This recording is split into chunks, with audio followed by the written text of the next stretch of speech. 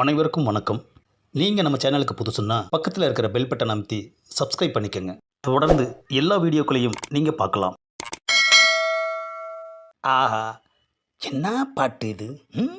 காற்று மேலே, காற்று கீழே, காற்று லெஃப்டில் ரைட்டில் இப்படியெல்லாம் பாட்டு வருதுயா. சரி, நாம் நமக்கு தெரிஞ்ச பாட்டை பாடுவோம். காத்து வாங்க போனேன், ஒரு கவிதை வாங்கி வந்தேன். ஆஹா, வந்துட்டான் ஐயா. இங்கிலீஷ் கரண்டு தமிழில் எப்படி போகும்னு சொல்லி நம்மளை நேற்று போட்டு வாங்கினானே ஐயா. இன்னைக்கு நாம் இவனை போட்டு வாங்கிட வேண்டியது தான். ஆமாம். என்ன பண்ணிகிட்டு இருக்க? ஒன்றும் பண்ணலப்பா, சும்மா தான் இருக்கேன். ஆமாம், மதியத்திலிருந்து ஆளையே காணோம். பீச்சுக்கு போயிட்டு வர்றேன், போதுமா? என்னது, நம்ம காற்று வாங்க போனேன்னு பாட்டு பாடினா இவன் பீச்சுக்கு போயிட்டு வந்தேன்னு சொல்கிறான். ஒருவேளை நம்ம பாடினது இவன் காதில் விழுந்துருச்சோ? பீச்சுக்கு எதுக்குப்பா போயிட்டு வர்ற? கடல் தண்ணி ஒரே அளவாக இருக்கா, இல்லை உன்ன மாதிரி யாராவது திருடிட்டு போயிட்டாங்களான்னு போய் செக் பண்ணிட்டு வர்றேன். என்னது, நான் திருடனா? ஏப்பா அறையிற? பீச்சுக்கு எதுக்கு போவாங்க? என்னப்பா நீ, பீச்சுக்கு சுண்டல் சாப்பிட போவாங்க, லவ் பண்ண போவாங்க, இவ்வளவு ஏன் பொழுதுபோக்குறதுக்கு போவாங்க. ஏன் காற்று வாங்க போக மாட்டாங்களா? ஆஹா, அதை மறந்துட்டேனே ஐயா. போவாங்கப்பா. அப்புறம் ஏன் நக்கலாக ஒரு கேள்வி கேட்குற?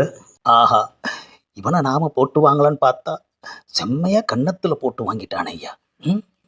ஏப்பா, நீ எதுக்காக பீச்சுக்கு போனேன்னு எனக்கு தெரியாதுல்ல, அதனால தான் அப்படி கேட்டேன். காற்று வாங்கிட்டு சுண்டல் சாப்பிட்டேன், போதுமா? எப்படி கேள்வி கேட்டாலும் கேட்டு போடுறான் ஐயா. இவனை இன்னைக்கு போடக்கூடாது. ஏப்பா, காற்று வாங்கினேன்னு சொன்னல, அதில் எனக்கு கொஞ்சம் கூட. வழக்கமாக நாம தான் நக்கல் பண்ணுவோம், ஆனால் இன்னைக்கு இவன் நம்மளையே நக்கல் பண்ணுறானே. மவனே, எங்கிட்டே நக்கலா இரு, இன்னைக்கு உன்னை வச்சு செய்கிறேன். உனக்கு எத்தனை கிலோ காற்று வேணும்?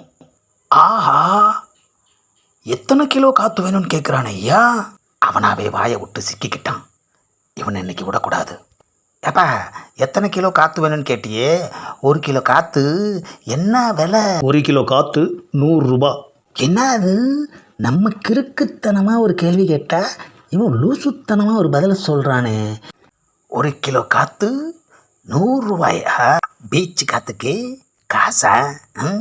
நீ காற்று எப்படி கொடுக்குறேன்னு பார்க்குறேன், கொஞ்சம் கம்மி பண்ணிக்க கூடாதா? அப்படின்னா காற்றோட எடை கம்மியாக இருக்கும், பரவாயில்லையா? பாரு, மறுபடியும் போட்டு வாங்குறான். டயருக்கு அடிக்கிற காற்றை தான் விற்பாங்க, இவன் பீச்சில் வாங்கின காற்றே விற்கிறான் ஐயா. ஒருவேளை பீச்சில் இருந்து காற்று ஆட்டையை விட்டு வந்திருப்பானோ. காற்றை எப்படி கொடுக்குறான்னு பார்ப்போம். இந்தாப்பா 500 ரூபா, எனக்கு 5 கிலோ காற்று கொடு.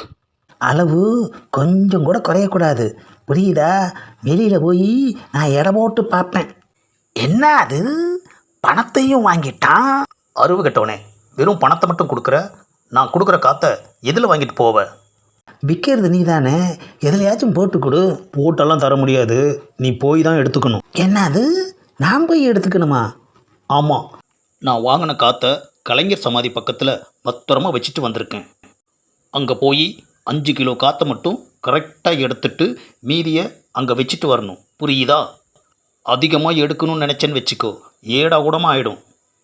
வாங்கின காற்றை பீச்சில் வச்சுட்டு வந்திருக்கியா? என்ன பையில் போட்டால் கொண்டுட்டு வர முடியும்? ஆஹா, நாம் அவனை போட்டு வாங்கணும்னு நினச்சா வழக்கம் போலவே அவன் நம்மளை போட்டு வாங்கிட்டானே ஐயா. காற்று வாங்க போனேன்னு இப்போ தான் பாட்டு பாடினேன், ஆனால் இவன் நிஜமாவே காற்றை வாங்க வச்சுட்டானே ஐயா. பீச்சுக்கு போன வகையில் 500 ரூபா லாபம். ஆஹா, பீச்சு காற்றுக்கு காசு கொடுத்த ஒரே ஆளு நான் தான் ஐயா. காற்றும் போச்சு, என் காசும் போச்சு.